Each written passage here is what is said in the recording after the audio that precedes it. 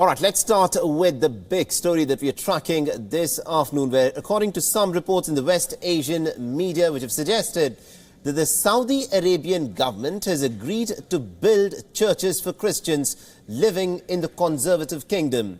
Now, the alleged deal comes following the visit of a Vatican official, Cardinal Jean-Louis Tauran, to Riyadh last month. Now, the report also suggests that the Cardinal also met with Saudi Crown Prince Mohammed bin Salman and has urged the kingdom to treat its citizens equally. Now, if confirmed, the move will be a historic first in Saudi history of the last 80-odd years. Now, speaking to a Vatican news website, Cardinal Tauran, who is also the president of the Pontifical Council for Interreligious Dialogue, has said, and I quote, "This is the beginning of a rapprochement. It is a sign that the Saudi authorities are now ready to give a new image to the country.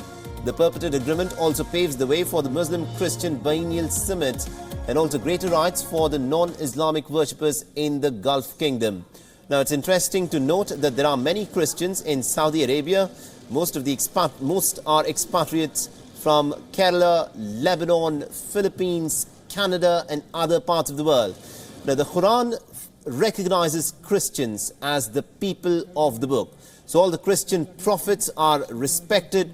The Saudis are also cultivating President Donald Trump and his constituency, and this potentially could also be a step to try and please Donald Trump.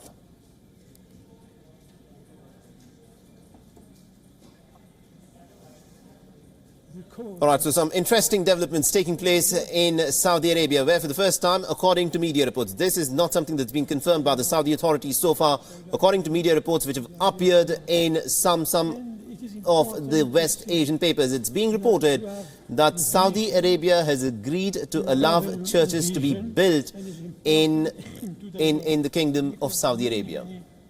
Young men and women analyze. And according to estimates, there are said to be anywhere from 1.2 to 2 million Christians who are residing in Saudi Arabia. Most of them are expatriates, predominantly from countries such as Philippines, Canada, India, etc. Now, most of the citizens in Saudi Arabia are all regarded as Muslims, and this is an interesting bit of a development that is taking place under Mohammed bin Salman, who's been on a spree of making reforms in the Saudi society. Now, in the Saudi dynasty, in the regime of the Saudis who have been in power over the last 7-8 decades in Saudi Arabia, there was no provision for the construction of a church. But now it appears that the Saudi government, according to media reports at this point of time, may be open to letting churches be constructed there. So this is what we are getting to here. And to discuss more on this, we're joined in by Mr. Wael Awad, who is an expert in Middle Eastern affairs. Now, Mr. Awad, let me begin by asking you this. How do you view this development? It's not been confirmed by Saudi Arabia yet, but according to reports that have emerged, it appears that Saudi government may allow for churches to be built in Saudi Arabia now.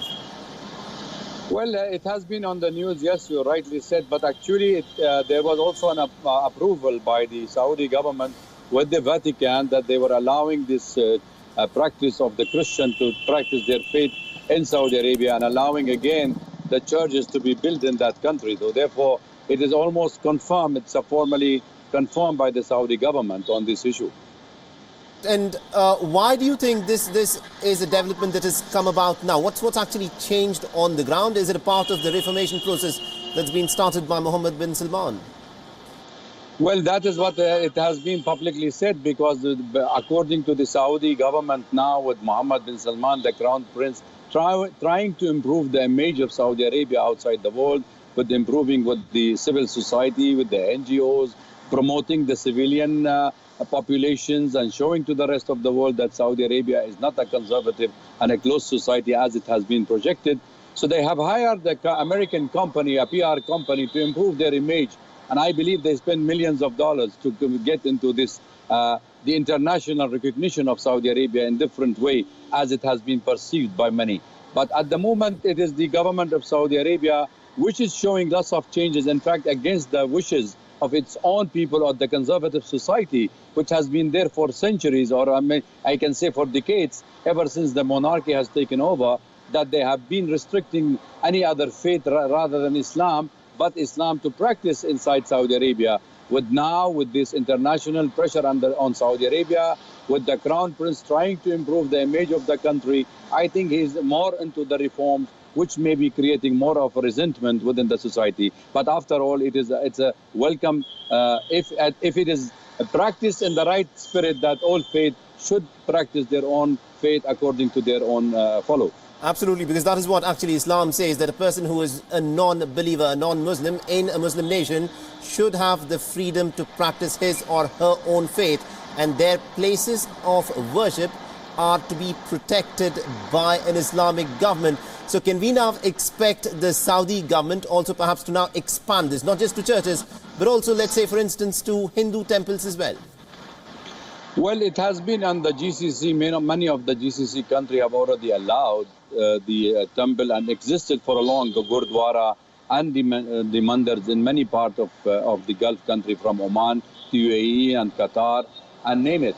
So Saudi Arabia may be under the pressure because of the expats who are living in the country, to allow everybody to practice his own religion. Therefore, we may see some changes in the coming years on Saudi Arabia if Crown Princes take over. Absolutely. Do continue to stay on with us, Mr. Vehlawat. Meanwhile, I'm told that we're also joined in by my colleague Siddhant Sibal, who's joining us over the phone line. Good afternoon to you, Siddhant. Is an interesting development that we see that is taking place in Saudi Arabia. Well, of course, it's a pretty interesting development. Churches in Saudi Arabia, interestingly, is going through a reform phase. First, we saw yoga being allowed in Saudi Arabia. Then, of course, cinema halls being allowed. And now this report coming that, of course, there is an accord happening between Vatican and, of course, Saudi leadership for opening of churches. This is a new Saudi Arabia which is trying to portray an image of a reformist country, because till now Saudi Arabia has been having a very different image of a kingdom which is closed, and of course you can't practice any other religion there. And you recently saw its neighbors, of course, opening up. We saw the Indian Prime Minister going to UAE, and of course there are now plans of a Hindu temple. There are a big Hindu temple in Abu Dhabi. So clearly it's not only Saudi Arabia but the entire Gulf is going through a stage of reform, and this can be attributed also because of the large diaspora, large non-Muslim diaspora. Because remember, a lot of people from India, from Philippines, from other countries are there. Yesterday we were at an event of Nepal Airline. Nepal Airline is opening a direct flight to Riyadh just to cater the Nepali diaspora. But these are people who are non-Muslim. Of course, they have their own philosophy and, of course, own culture. So obviously they would really like to practice. And this news coming of churches being allowed is a big news. Absolutely, indeed, Siddhant. Do continue to stay on with us. Meanwhile, Mr. Vehlawat, if I can bring you in on this, it's also being speculated that this is also a calculated move by Mohammed bin Salman, considering the kind of pressure that they would like to now impose on Iran. Now, Iran predominantly is a Shia nation, and now there is pressure on Iran because of Donald Trump, who's threatening to pull out of the Iranian nuclear deal. And Saudi Arabia would like to get closer to the United States, and the conservative Christian community forms the predominant vote base of Donald Trump. Is that one of the reasons as to why you think that this move has been embarked upon by Mohammed bin Salman? Well, as we say in Arabic, cosmetic surgery does not improve the image of what decades of ages have done to the person or to the country. I think what Saudi Arabia needs a surgical strike inside Saudi Arabia to change the sentiment and the way of thinking of the conservative society, which have not even denied the other faith of Islam to practice in Saudi Arabia. I mean, that is also another way of seeing the conservative society in Saudi Arabia, where we have those committees stopping people from doing any activity. But recently, after the American put the Saudi on the watch list, and they are already under the JASTA, which is the law that the United States trying to bring Saudi Arabia under the terrorist-sponsored country because of the 9/11. So therefore, we may see changes in Saudi Arabia as per the PR company that doing them the exercise. But what you need is is to change in the ideology and the way of thinking on the Wahhabi movement inside the Saudi Arabia, then we may see a major change in Saudi Arabia. I mean, if you're seeing those committee in Saudi Arabia distributing flowers on Valentine's Day, it's a clear indication that they wanted to give a public appearance, a PR exercise, more than really what is exactly the people should have the faith, should respect other faith, and should be seen equally in a humanitarian, in a human life, and humanity all one. Absolutely, some very pertinent points there. Do continue to stay on with us, Mr. Vailabat. Meanwhile, I'm told that we're also joined in by Mr. Mahesh Sachdev, who is a former Indian ambassador to the United Arab Emirates. Mr. Sachdev, you know, this is an interesting development that has taken place, and also the timing of it. What do you make of Saudi Arabia now perhaps all but virtually granting permission for churches to be built there? I think it's a significant development, and I differ slightly in believing that it is not just a cosmetic development. It indicates a certain profound shift in and catching up with the rest of the Gulf by the Saudis. And I think they have to be complimented, and we have to watch this space. All right, they have to be complemented and we have to watch their space. But perhaps, you know, the point which Mr. Vailavat was making was that the Wahhabi brand of Islam that is being followed in Saudi Arabia, that's very restrictive and not the manner in which generally other religions are treated in an Islamic nation. Because under the Islamic law, it is important for the government of the day to protect the places of worships of other religion, but that was not clearly taking place. So can we now expect a clear shift in the Saudi policy so far as the other places of worship are concerned? I think there would be, it should be put in the historic perspective.